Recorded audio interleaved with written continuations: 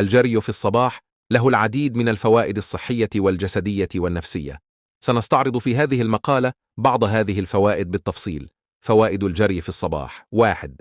تحسين الصحة العامة والقلب والأوعية الدموية.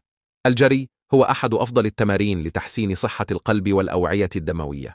يعمل الجري في الصباح على تنشيط الدورة الدموية، تحسين ضغط الدم وتقوية عضلة القلب، كما أنه يساعد في تقليل مستويات الكوليسترول الضار وزيادة مستويات الكوليسترول الجيد. 2.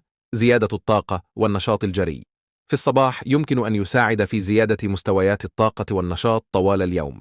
يعزز الجري إفراز الأدرينالين والإندورفينات، مما يزيد من الشعور باليقظة والحيوية، ويساعد في بدء اليوم بنشاط.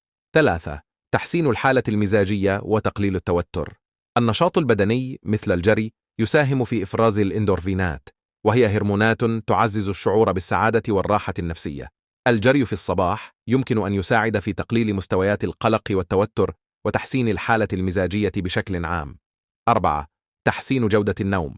الأشخاص الذين يمارسون الجري في الصباح غالباً ما يلاحظون تحسناً في جودة نومهم. يساعد الجري في تنظيم الساعة البيولوجية للجسم، مما يساهم في النوم العميق والمريح ليلاً. 5. تحفيز فقدان الوزن. الجري في الصباح على معدة فارغة يمكن أن يساعد في حرق الدهون بشكل أكثر فعالية. يعزز الجري عملية الأيض ويزيد من حرق السعرات الحرارية، مما يساعد في فقدان الوزن وتحسين اللياقة البدنية. 6. تعزيز القوة البدنية والقدرة على التحمل. ممارسة الجري بانتظام تساهم في بناء العضلات وزيادة القوة البدنية. الجري يعزز من قدرة الجسم على التحمل ويساهم في تحسين الأداء الرياضي بشكل عام.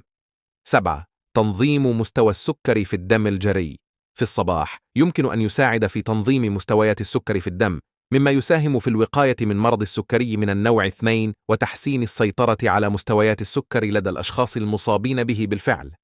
8. تحسين التركيز والقدرة على التفكير. التمارين البدنية مثل الجري تعزز تدفق الدم إلى الدماغ، مما يساعد في تحسين التركيز والذاكرة والقدرة على التفكير.